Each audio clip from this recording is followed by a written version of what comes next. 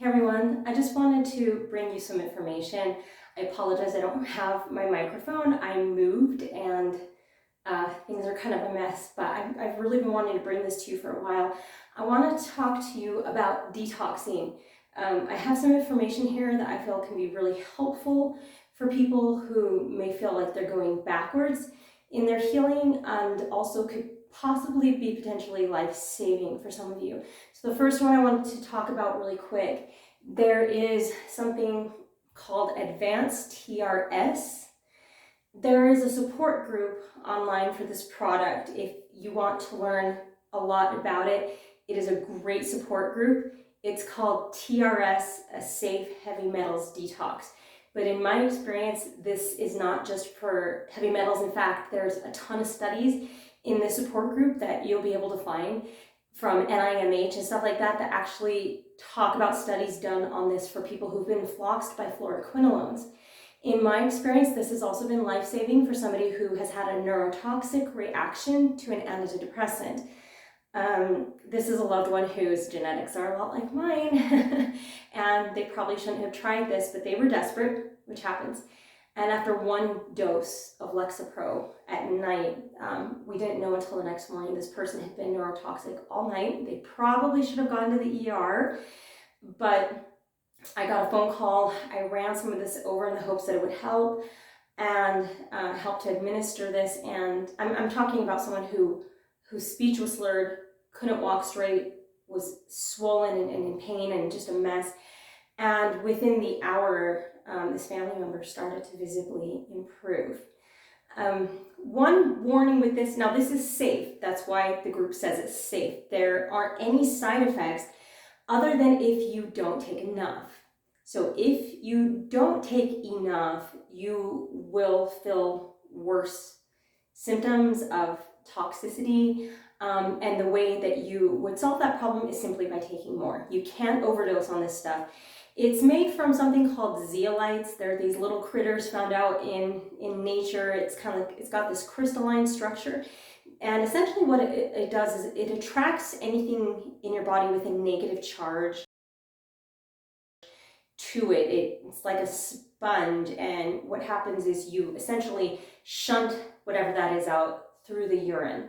That's why it's safe. It's not going through your liver and things like that. You're just peeing out any excess. So if you do try this, and I've done this before where I didn't take enough, and you start to feel worse, you'll just need to take more and more. Some people will take like 7 sprays. My son had somebody do muscle testing for him, which I would highly recommend if you are capable or if you know somebody who is good at muscle testing, and he tested for 100 sprays. That's a lot. So it can vary. It's like I always tell people, it's just so individual. You have to get to know your body and learn to trust yourself. But like with my loved one, I just kind of chose a random number. I said, well, let's start with 10 sprays and just continue to administer it every hour until we see some improvement. And we did that several times throughout the day, and my loved one got better. So again, check out that Facebook group if you want any more information or links to that research, because they do have that there. They also have incredibly knowledgeable people who I highly, highly recommend if you have questions about any of this. So the TRS is a synthetic zeolite. Now, often we hear the word synthetic and we think, oh no, natural is better. But in the case of something like this, because they come from nature and they absorb everything, you want something that's clean. And a lot of the products that are out there, because they're just kind of taken from nature, they're not as clean. So in this case, having actually a synthetic version of that is, I feel, a better option because it's cleaner and it's not going to risk putting more toxins into your body. So I do recommend this brand and that group for the purposes of detoxing. All right, so that's that one. It is kind of pricey. You can buy it in packs of 3 and it makes it cheaper. But if that's not an option for you, or that just doesn't feel right for you, then the other thing I want to talk about is coffee enemas. Now, this is something that I do fairly regularly. honestly can't say if this is something I would have been able to do during my taper. I did have some leaky gut issues, and I don't know how the caffeine would have affected me. That said, this is something that psychiatrist Kelly Brogan recommends as part of her tapering and recovery program from psych meds. So for instance, she worked with my friend Ali Zek when Ali was severely unwell on multiple psych meds. And she did this program. She did the coffee enemas, as far as I'm aware. You can reach out to her, Ali, if I'm saying anything wrong, let me know. But she did this as part of the program, and she was able to tolerate it. So again, it's individual, but I just wanted to give you some quick instructions on how a coffee enema would work. So first off, you have a couple of options. You have just a super cheap bag that you can go to any drugstore or grocery store and get. This thing is made out of rubber. You have this little hose like this. Let me pull out, and then it's going to come with some various little, sorry guys, super high quality video here for you. Okay, I just kind of want to show you exactly how this works because I know how our brains are, especially when they're toxic. Okay, so what you have here, this part you're going to hang up, like maybe on a towel rack or a handle somewhere in your bathroom. And then you have this little part here that screws in when you fill it up. And then you have the hose that you attach to that, right? And then at the other end of the hose, you're gonna have something that's probably gonna look like that. You may have a few options because sometimes women will use these for douching and things like that. But generally, you're going to probably want this smaller one. And here on this part here is a little clip. So this is going to help you adjust the flow. That'll make it a little slower until you go all the way, and that's going to shut it off. You can certainly have it all the way open, especially if you're hanging your bag from maybe a little lower position. But the flow, once that flow gets going, it's going to work either way. All right, so before you really do anything, you want to kind of get this prepped, and you want to put either Vaseline or coconut oil or something on this for lubrication. You're probably going to want to stick some on your behind. I know this is a little uncomfortable, just bear with me here. And before I get into how to go about making this, I just want to say that this is something that I learned I needed when I started being able to separate out my symptoms a bit more. When I would have really good days, and then all of a sudden, for some reason, my brain just was not right. For me, it kind of feels like my head is vibrating. It's really hard to focus. There's a little bit of a disconnect there. I wouldn't go so far as to call it like derealization, but it's close. And I just started learning that, oh, this is liver toxicity, because maybe I had drunk some caffeine or taken some cold meds. I'd had, cold, things like that. Like after I caught COVID, I had to take a lot of cold meds because, and things because my sinuses were just so insanely swollen. Obviously these aren't ideal circumstances during or post-taper, but life happens. Sometimes we take antibiotics, things like that. So this is a really good option if you feel like some of this may be due to that toxicity. So it may look different for you. I also will break out. That's also kind of when I know, okay, my liver's not doing a great job of getting toxins out of my body because now it's coming out through my skin. So this is when I will implement one of these. Okay, so that side note is done, and I want to show you, here's another option. If you don't like the idea of rubber, if you're worried about being allergic to that, any of those things. My husband got this for me as a gift. So you can find something like this online. This one's Aussie Health Company. And they'll actually send it to you with some special coffee. If you do decide to do this, you probably are going to want to get some kind of organic coffee, just because the way that they farm and pesticides and all that, you're trying to get toxins out of your body and putting more toxins in is probably not the best idea. So this is stainless steel, and then you have silicone, and then I don't have the tube for it, but it's gonna look like this, except kind of clear, or not like that one, sorry. It's gonna look like this one, but clear and a little bit more flexible. Again, you've got this little clip here, so that's really nice. Either way, this is gonna work about the same. Okay, so back to the enema program itself. The way this works is you're going to take 2 tablespoons of ground coffee. If you have a coffee maker, great, you can get those really cheap on Amazon. I started out not even having a coffee maker, so I literally just did it in a pot. And then I used a little strainer, like one of those mesh strainers, or I bought a few coffee filters after a while, and I just filtered out. I even did it through a clean rag once. I mean, there are ways of making this work, but if you can get a cheap coffee maker, I think that's worth it. So you want to use some kind of clean water, filtered water of some kind. You can buy a gallon of filtered water. I happen to have a reverse osmosis system, so I figure that's good enough. Again, the idea is to not put more toxins into your body when you're doing this. So I just fill up the coffee maker, which is roughly 4 cups. I make my coffee with those 2 tablespoons. And then what I do, because you want a total of 8 cups for this process, is I mix that super, super hot water with 8 cups of colder water, and now you don't have boiling hot water, because the last thing you want to do is stick boiling water up your butt. That would be a bad idea. Please don't do that. All right, so now I mix the new water with that really super strong coffee. I have 8 cups of of coffee. So if I'm using this kind of a thing, I'm only going to put 4 cups of that in here, so I know how much there is, because you can't really see where you're at when you're putting this into you.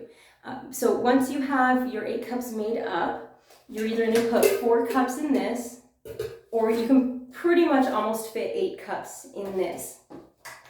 And then you're gonna close that off, and of course close this thing off when you put that hose on it, however you're doing it here or on here, like this. And make sure that's closed off, because it will start flowing through if you don't do that. And now you're going to take it into your bathroom. You're going to get a towel that you don't mind if it gets a little bit of coffee on it, because their leakages happen. It happens. And you're going to lie down on your left side. This is going to kind of help it move up the bowels the way that it needs to. And then, of course, you're going to hang this up. So I just kind of want to show you guys. Okay, so in a situation like this, where I've just got kind of, I would say a standard bathtub, I'm just going to take this and hang it up there. And then I would have, instead of my bath mat, to protect my bath mat, I'm going to put my towel there, right? And I've got this thing clamped off here, and I'm just going to drape it over the tub like that. Does that make sense? And so I'm going to lay down here, probably on my left side like this, and then insert that kind of over and from behind. And then when I'm ready to go, I'm going to open this little thing until I see a little coffee come out. And then, and then I'm going to clamp that off, insert it, and then open it to wherever's comfortable for me. Maybe it'll just be like that. And then when I get about till this bag is about halfway flat, and it'll get pretty flat like that, when it's about halfway like that, I'm just going to clamp this all the way off, remove it, put it back over the tub so I don't get a bunch of leaks. And then I set a timer on my phone for 9 minutes. And then when the timer goes off, you should have already removed that, and I just kind of hang it over in the tub, right? So that shouldn't be in you during those 9 minutes, right? And then you get up and you evacuate your bowels as much as possible. Then it's time for round 2. So if you're using this thing, then we're going to fill that up with the other 4. Otherwise, just you already have it set up. With the rubber one, same exact process. If you need to sort of let a little bit of coffee out so you don't have so many air bubbles, do that. Reinsert it, lay on your left, 9 minutes. And usually this is the point at which it definitely reaches my gallbladder. I can tell because it feels like I want to die for about a minute.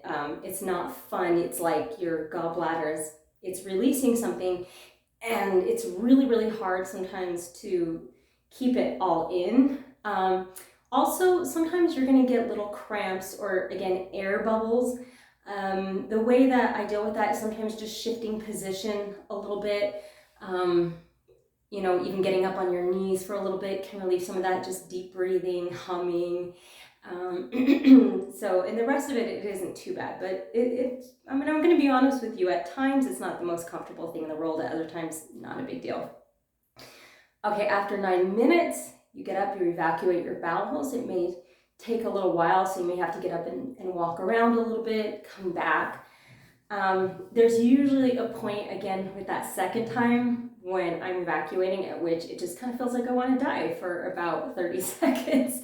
Again, just because I am cleansing, and I don't know, I just feel it. I'm very sensitive. But then after that, I feel really good. Usually the effects for me are pretty immediate. Like, I feel more clear-headed, I have a little more energy, because fatigue often for me is one of the symptoms of toxicity. So, and it's not the caffeine, because I generally, especially if I have a good coffee that's made specifically for this, I don't get jittery. So this is an energy coming from actually just having a clean liver.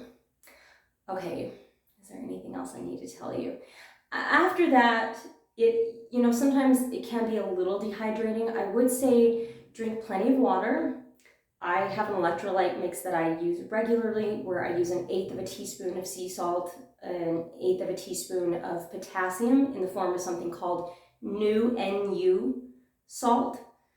You can get that online, I'm pretty sure. It's a little blue container. And then about 1/4 of a teaspoon of magnesium. Magnesium glycinate is the nicest flavor, I feel, but you can use citrate too. It's a little stronger on your tummy.